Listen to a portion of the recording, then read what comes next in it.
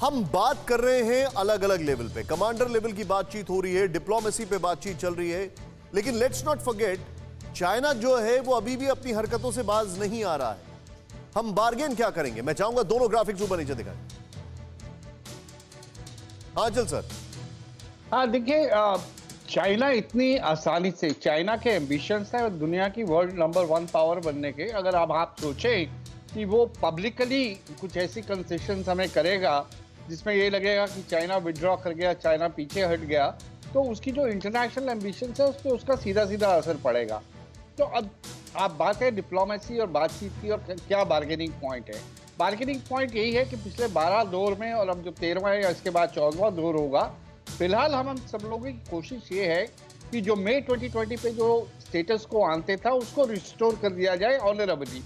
ये तो हो जाएगा जिस तरह से 12 जो राउंड्स हुए हैं उसकी स्लो प्रोग्रेस को भी देखते हुए, आगे बढ़ते हुए हम जैसे चल रहे हैं, तो मुझे लगता है ये अचीव हो जाएगा। लेकिन ये जो समस्या है, ये आने वाले दिनों में इंडिया चाइना बॉर्डर एक दुनिया के दूसरे फ्लैश पॉइंट्स में शामिल हो चुका है, और जो इसका अल्टीमेट सोल्यूशन है वो कहीं अभी हमें दिखाई नहीं दे रहा। जैसे हमारे आर्मी चीफ ने भी ये कहा कि जिस तरह से चाइना अपनी तरफ इंफ्रास्ट्रक्चर बढ़ा रहा है और अपनी डिप्लॉयमेंट को बढ़ा रहा है और डिप्लॉयमेंट को सपोर्ट और सस्टेन करने के लिए इंफ्रास्ट्रक्चर ऐड कर रहा है, इससे लगता है कि they have come to stay.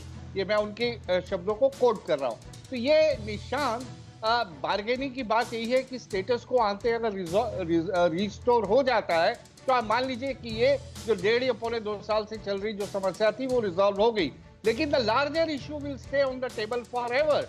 वो नहीं हटने वाला, क्योंकि हमारे डिफरेंसेस इतने ज्यादा हैं बॉर्डर बाउंड्रीज को लेके, क्लेम्स जो हैं चाइना के हम पे इतने ज्यादा हैं। तो ये आने वाले दिनों में एक बहुत बड़ा फ्लैश पॉइंट रहेगा भारत और चाइना के बीच में। पहले से भी था, लेकिन चूंकि हम लोगों ने डिसाइड कर लिया था कि इसे पहले बैक बर्नर पे रख दिया जाए और इकोनॉमिक कोऑपरेशन को बढ़ाया जाए, तो उस दिशा में हम चल रहे थे। लेकिन मई 2020 से ये सिचुएशन चेंज हो गई। Point taken. आपने जो पॉइंट रखा, मैं चाहूंगा इसमें एक पॉइंटर ऐड कर दें, अरुणाचल में जो हुआ। अतुल सर, योर टेक, आप इसको कैसे असेस करते हैं? मेरे आपसे 2 सवाल हैं सर।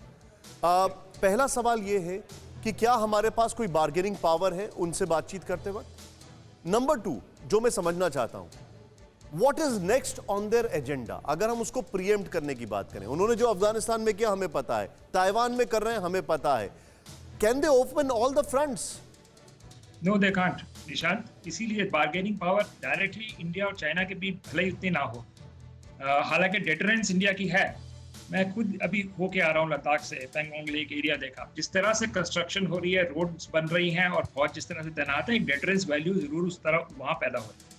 लेकिन अगर बिगर पिक्चर देखें तो इस वक्त सबसे ज्यादा खतरा या प्रॉब्लम चाइना के लिए है, वो है इंडो पैसिफिक एरिया में, स्पेशली ये जो ऑकस जो बना है, एक अलायंस बनी है ऑस्ट्रेलिया, यूएस और ब्रिटेन के बीच में।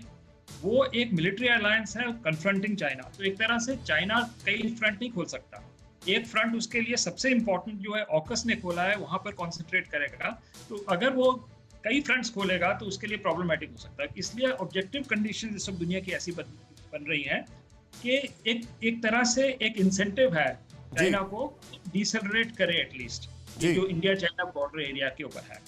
मैं सहमत हूँ दूसरी बात से कि ये रेजोल्यूशन ऑफ द बॉर्डर की बात नहीं हो रही, ये स्टेबलाइजेशन ऑफ एलएसी की बात हो रही है, और इसमें मुझे लगता है भारत कामयाब रहा है। इसलिए कामयाब रहा है क्योंकि डटा रहा, क्योंकि चाइनीज ने हमें हर तरह से टेस्ट किया, लेकिन हमारी तरफ से एक रिजॉल्व सामने नजर आया। और जब चाइना को अब रिजॉल्व दिखाते हैं अपना, तो वो झुकता है। हमने देखा ये चाइना और रूस के बीच में, मैं जब चाइना में था, चाइना और रूस के बीच में भी एक बहुत बड़ा बॉर्डर डिस्प्यूट था, लेकिन जब प्रेशर आया और 2 फ्रंट वॉर की गुंजाइश हुई, तो चाइना ने बहुत सारी टेरिटरी कंसीड की रशिया को, और 2005 में उनकी एग्रीमेंट हो गई। मुझे लगता है हम उसी की तरफ बढ़ रहे हैं, इंक्रीमेंटली बढ़ रहे हैं, कि फाइनली एलएसी के बाद जो होगा वो एक बॉर्डर रेजोल्यूशन की बात होगी, जो स्पेशल रिप्रेजेंटेटिव्स हैं उनके बीच में बात होगी और पॉलिटिकल लीडरशिप की बात नहीं होगी। अभी तक जो मिलिट्री डायलॉग के बीच में मैक्सिमम हो सकता था, मेरे को लगता है कि वो अचीव हो गया। और डेप्संग प्लेन, मैं मानता हूँ हमारे पहले गेस्ट से कि डेप्संग प्लेन, क्योंकि उसकी स्ट्रेटेजिक इंपॉर्टेंस ऐसी है और अक्सर चीन को बचाता है, इसलिए वो जो सोल्यूशन उसका आएगा वो बॉर्डर टॉक्स में आएगा, मिलिट्री टॉक्स में नहीं आएगा। परवाह देश की, सोमवार से शुक्रवार रात 10 बजे TV9 भारतवर्ष पर।